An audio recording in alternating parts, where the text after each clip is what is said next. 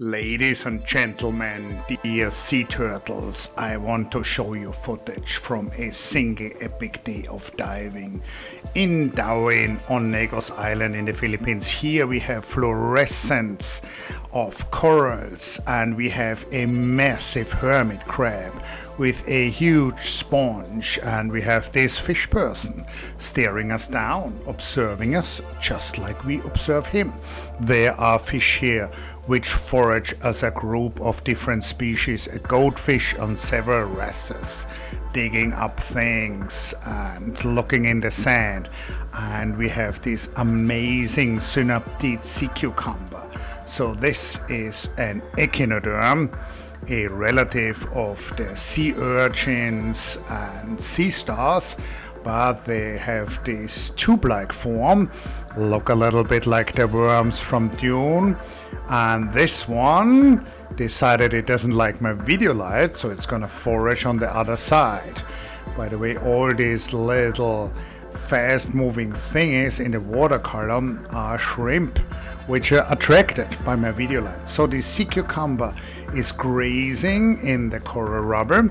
Shows again that coral rubble is not something that's dead and that's sad, but the sea cucumber is at home here and it's very active in trying to get its dinner.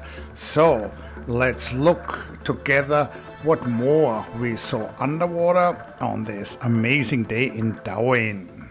One thing that's really striking about the underwater world in Dauin are all these marine turtles here. And here we're looking at a green turtle, and this is what you will mostly see. There's also a second species, hawksbill turtle, but they are more rare. And you see fish which are friends with the turtle, and this is not a platonic friendship. So these wrasses, which are going in circles around this turtle, they like to get some of the seconds. So the turtle is crunching up the reef here, probably going for some coralline algae. And then there's this wrasse, I think it's a Halichoeres, and it hopes that the turtle dislodged some invertebrates, some worms or mollusks, which the wrasse would then eat. And you can also see that there was a little bit of surge. The turtle is moving back and forth with the water, and so was I. And this also shows you that we were not very deep. So the turtle is an animal, or these turtles are animals which you can see readily when you're snorkeling. You don't have to scuba dive to 20 meters, so this was probably in 3 or 4 meters. And these turtles live in sanctuaries, and that's really something I have to compliment the municipality of Dauin for, that these marine protected areas here are working really well. So they are enforced. I have never seen anybody fish in these turtles. Now, I believe a few years ago a Russian tourist was arrested for spearing a turtle, which is of course retarded, but normally that doesn't happen. So these animals are very comfortable around people, and you see these shark suckers. So these are fish which have modified their dorsal fin in evolution, sometime in the Eocene, I believe. So these dorsal fins have now become suckers, and they stick to bigger animals like sharks, rays and turtles. And they are hydrodynamic parasites. They don't need to swim, but they probably do something good for the turtle in the sense that they are keeping the carcass clean. Massive tail of this turtle, and that means that this is a male. And you can see my friends here also taking some video. The turtle is unfazed, which is really quite a nice conservation outcome. So when you do marine conservation, you conserve ecosystem, species, but also natural species behavior. I think that's often a bit overlooked, but these turtles do their thing. They don't feel the urge to flee when humans are nearby. And again, you see this pair of shark suckers on the turtle carpus. Not sure if this is a mated pair of male and female, but for sure they stick with the turtle most of their lives. That's the impression I find, that these animals, they rarely ever switch from one host to another. I'm not sure how sensitive the carpus of these turtles is. The animal can probably feel their presence to some degree, but he of course, he doesn't mind.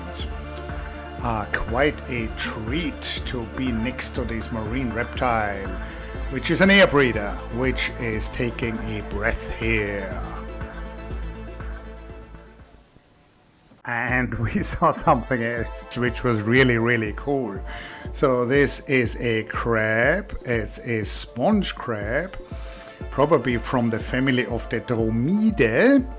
And this animal has a sponge on its back, and that is not an accident. That sponge didn't get stuck there when the crab crawled through a crevice, but the crab would place small pieces of sponge on its back, and then the sponge would grow when the crab grows and provide camouflage. So we noticed this crab because it was moving around, and that's generally nothing which sponges do. But this was a night dive, and that's when they're active. I've never seen such a crab in Dauin during the day, because they're probably just lodged in some crevice. The crab body is completely covered by the sponge, and you think that's just a little bit of reef.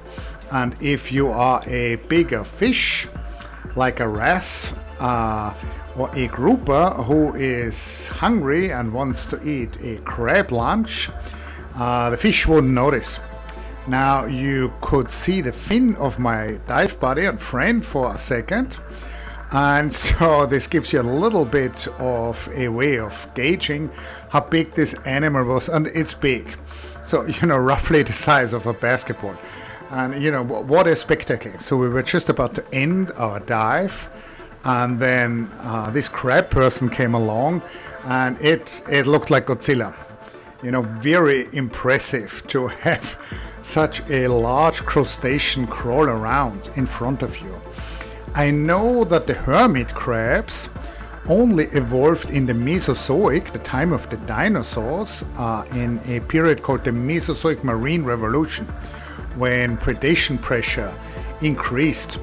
And I'm not sure if the same is true for the sponge crabs. That's a similar anti-predatory strategy, but now we have them, and this is definitely one of the more amazing episodes of natural history you can see when you scuba dive in Dauin.